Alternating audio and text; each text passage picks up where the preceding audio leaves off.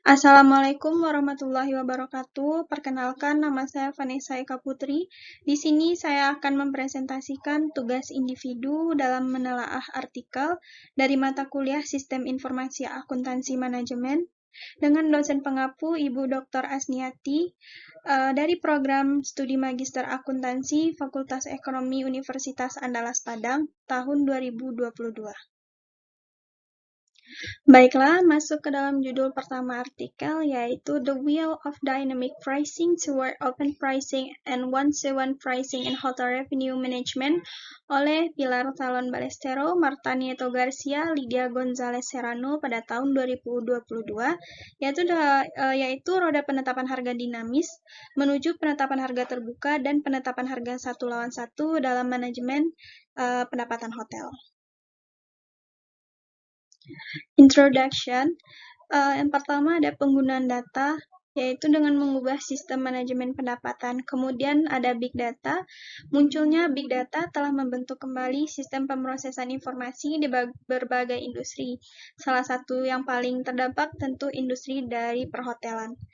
Nah, munculnya big data ini merupakan salah satu yang paling terdampak karena data merupakan salah satu aset paling berharga di industri ini.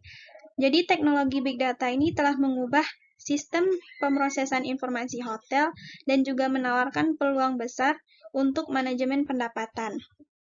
Dari penggunaan data untuk menginformasikan penetapan harga telah mengubah sistem manajemen pendapatan atau RMS. Lebih banyak data yang tersedia ditambah dengan teknologi pemrosesan informasi juga memungkinkan teknik penetapan harga yang lebih dinamis. Dengan membuka jalan baru untuk pengoptimalan harga yang mengarah ke penetapan harga yang lebih berorientasi pada pelanggan. Dan hal ini menyebabkan munculnya pendekatan dan terminologi baru di industri perhotelan yang belum diadopsi oleh para akademis. Nah, istilah-istilah ini mencerminkan pergeseran dalam industri menuju personalisasi harga. Terlepas dari manfaatnya sendiri yang jelas, penerapan penetapan harga yang dipersonalisasi dalam industri masih sedikit, karena mengingatnya ketidaksesuaian antara perkembangan teoritis dan aplikasi praktis ini. Jadi dalam artikel ini, kita dapat melihat kebutuhan yang muncul untuk studi komprehensif yang menyatukan pandangan praktisi dan teori akademis. Kemudian tujuan dari penelitian ini yaitu untuk menganalisis bagaimana dynamic pricing saat ini diterapkan di hotel dari segi revenue management system. Kemudian masuk ke dalam literatur review. Nah, di sini ada penetapan harga dinamis. Jadi, penetapan harga dinamis ini menurut MC Guer tahun 2015 yaitu penyesuaian harga yang terus-menerus menurut permintaan karena perbedaan harga tidak terkait dengan biaya dari perusahaan. Nah, dalam menentukan penetapan harga dinamis ini, kita harus melalui 4 fase, yaitu yang pertama ada fase di mana harga ditetapkan berdasarkan permintaan historis, permintaan saat ini, dan aspek lingkungan dasar seperti lokasi hotel. Masuk ke dalam fase kedua, yaitu belanja tarif mengotomatiskan pengumpulan data harga pesaing dari berbagai saluran distribusi dan integrasi waktu nyatanya ke dalam RMS. Kemudian masuk ke dalam fase ketiga, yaitu penggunaan optimasi harga elastisitas silang menghasilkan setiap segmen pelanggan membayar harga tertinggi yang mereka bersedia untuk membayarnya. Masuk ke dalam fase terakhir, yaitu teknologi data pintar dan juga kecerdasan buatan akan membantu memproses semua informasi pelanggan yang tersedia, seperti tingkatan pembelian, kembalian pelanggan, harga referensi, dan juga perilaku dari patronas. Kemudian masuk ke dalam metode penelitian. Nah, penelitian ini menggunakan pendekatan kualitatif karena penelitian ini juga bertujuan untuk mengumpulkan persepsi para profesional. Jadi metode kualitatif ini cocok untuk memperoleh tanggapan yang lebih mendalam dan juga jujur. Kemudian pengumpulan data ini dilakukan melalui wawancara kelompok yang terarah. Yang ketiga, analisis empiris bertumpu pada analisis tematik. Jadi analisis tematik memungkinkan peneliti untuk mengidentifikasi, mengatur, menganalisis, dan juga mengusulkan pola hubungan antar tema. Kemudian kita masuk ke dalam hasil penelitian. Yang pertama, konsep harga terbuka atau open price. Jadi, dapat berhasil diterapkan ke klien bisnis melalui diskon dinamis. Nah, open price terdiri dari teknik diskriminasi canggih di mana tidak ada rentang tarif dan juga rekomendasi harga ditawarkan secara real time. Jadi pengoptimalan hanya berdasarkan harga dan terjadi secara individual per malam. Nah, hasil menunjukkan bahwa praktisi masih menunjukkan pengoptimalan terutama terkait dengan pendapatan. Namun, open price sendiri memerlukan adaptasi yang lebih ketat terhadap permintaan karena ada opsi harga yang tidak terbatas dan juga memungkinkan manajer untuk mengubah penerapan suplemen di antara jenis kamar tanpa menutup ketersediaan apapun. Nah, open price ini dapat berhasil diterapkan ke klien bisnis melalui diskon dinamis. Jadi produk atau layanan tertentu yang tunduk pada open price akan bergantung pada strategi pemasaran dari perusahaan tersebut. Kemudian yang kedua ada dampak harga terbuka. Nah, penetapan harga dinamis ke akun perusahaan menguntungkan klien dan hotel. Jadi, open price ini berdampak positif terhadap pendapatan. Jadi, penghapusan rentang harga yang menghasilkan lebih banyak pelanggan yang dapat menemukan harga yang bersedia mereka bayar. Kemudian, yang ketiga ada buka data harga. Nah, mencakup data pemesanan historis dan saat ini, tarif real-time pesaing dari belanja tarif dan juga tarif historis STR dan data reputasi online.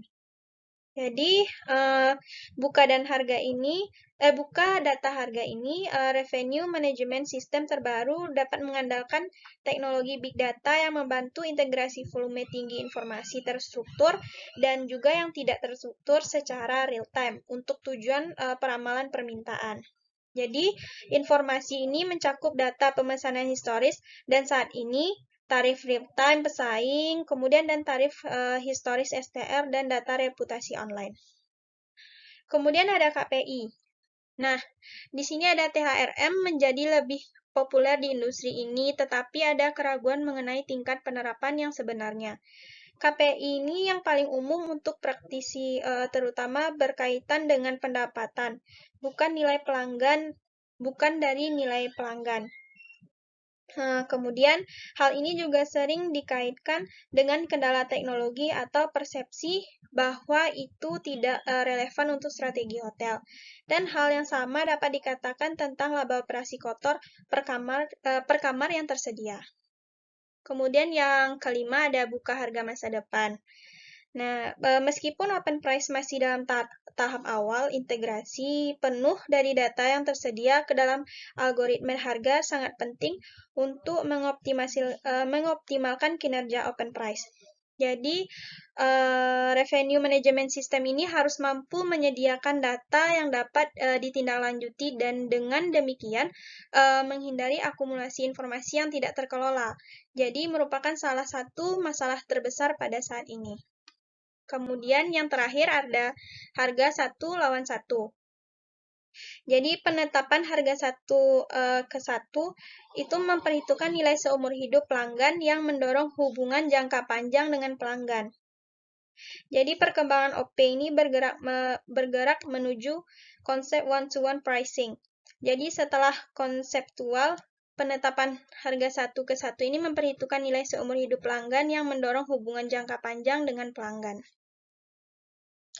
Jadi, masuk ke dalam kesimpulan dari artikel ini, jadi penggunaan teknologi Big Data telah terbukti dalam meningkatkan pemrosesan informasi industri di perhotelan. Sejalan dengan teori pemrosesan informasi, hasil penelitian ini menunjukkan bahwa yang pertama, yaitu pemrosesan informasi yang lebih efisien mengarah pada peningkatan kinerja manajemen pendapatan. Sistem manajemen pendapatan yang didukung oleh Big Data telah memfasilitasi penetapan open price atau harga terbuka. Nah, karya ini memberikan definisi akademis pertama dari konsep ini. Jadi, makalah ini mendefinisikan penetapan harga terbuka sebagai pendekatan penetapan harga dinamis yang memungkinkan diskriminasi harga yang canggih didukung oleh revenue management sistem berbasis big data yang terjadi di real time tanpa rentang harga dan pagar yang telah ditentukan sebelumnya. Dari hasil ini maka dapat disimpulkan bahwa open price sendiri adalah pendekatan penetapan harga dinamis yang memungkinkan diskriminasi harga yang canggih didukung oleh RMS berbasis big data yang terjadi di real time tanpa rentang harga dan pagar yang telah ditentukan sebelumnya. Kemudian masuk ke dalam artikel yang kedua dengan judul Reducing Uncertainty in Romanian Public Finances Forecasting Model for Revenue Collection oleh Octavian Moldovana dan Felicia Cornelia Makarib tahun 2015, yaitu mengurangi ketidakpastian dalam keuangan publik dari Rumania dengan model peramalan untuk pengumpulan pendapatan. Kemudian masuk ke dalam introduction dari revenue collection in Romania. Jadi untuk memastikan pengelolaan keuangan masyarakat lokal yang memadai, pengambilan keputusan keuangan dari pejabat terpilih dan juga pegawai negeri seringkali diminta untuk memperkirakan atau juga meramalkan berbagai indikator ekonomi dan juga keuangan yang mengacu pada masyarakat lokal pada umumnya dan lembaga mereka sendiri secara khusus. Jadi selain pengeluaran, salah satu indikator keuangan terpenting yang harus diperkirakan setidaknya berdasarkan basis tahunan. Jadi mengacu pada pendapatan yang akan menjadi milik pemerintah daerah dan yang dapat digunakan sebagai sumber daya penting untuk dapat menyediakan barang dan jasa publik yang terbaik dalam memenuhi kebutuhan warga negara. Kemudian, kepentingan lembaga publik lokal dan nasional dalam mengembangkan perkiraan yang andal ada dua, karena perkiraan pendapatan yang akurat sangat penting untuk mengalokasikan dana potensial maksimum dalam mengejar tujuan kebijakan yang berbeda. Sementara, keyakinan bahwa merancang anggaran setelah perkiraan tersebut tidak akan menyebabkan masalah fiskal, terutama defisit yang sangat penting. Menurut Hai dan Jalil tahun 2020, dalam menganalisis pengeluaran dan pendapatan pemerintah nasional dari Rumania sebagai presentasi dari PDB dari trimester pertama pada tahun 1998 hingga ketiga tahun pada 2008 melalui jeda distributif autoregresif dan mengidentifikasi bahwa dua arah hubungan kasual jangka panjang ada antara pengeluaran dan pendapatan dari pemerintah, sehingga menyoroti keterkaitan dua aspek utama dalam keuangan publik tersebut. Kemudian masuk ke dalam tujuan dari penelitiannya. Tujuan penulisan artikel ini adalah untuk mengetahui teknik mana yang dapat digunakan untuk memperkirakan tingkat pengumpulan pendapatan lokal di Rumania. Kemudian masuk ke dalam metodologi penelitian yang digunakan dalam artikel ini. Yang pertama, data digunakan untuk studi ini diperoleh dari The Direction for Fiscal Policies and Local Budgets dan tersedia juga untuk umum bagi para peneliti yang tertarik pada tingkat pengumpulan pendapatan di Rumania. Kemudian yang kedua, data diolah dengan menggunakan SPSS serta menggunakan proses seleksi untuk menentukan metode mana yang cocok untuk estimasi data yang telah tersedia. Adapun metode yang diujinya yaitu yang pertama ada SMA, EXS, dan juga TMA. Masuk ke dalam hasil penelitian dari artikel ini, di mana dari 3 metode peramalan yang diuji, yaitu SMA, EXS, dan juga TMA, TMA tampaknya menjadi teknik deret waktu yang paling sesuai dengan data yang tersedia, karena akan mempertimbangkan tren dan juga menawarkan perkiraan yang layak. Namun, TMA sendiri cenderung meremehkan outlier positif dan melebih-lebihkan outlier negatif, sehingga disarankan untuk menggunakan hanya dalam Perakiraan jangka pendek atau menengah yaitu 1-2 tahun. Jadi meskipun demikian, jika diberikan sampel yang cukup besar, TMA akan menghasilkan perkiraan umum yang akurat.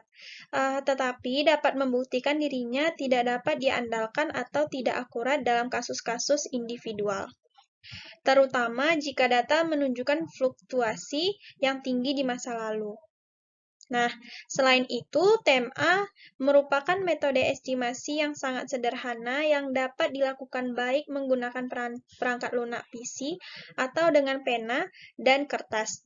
TMA ini sendiri didasarkan pada asumsi yang sangat sedikit, bahwa data tidak terlalu berfluktuasi, memperhitungkan pola atau tren, dan juga menawarkan hasil yang cukup akurat.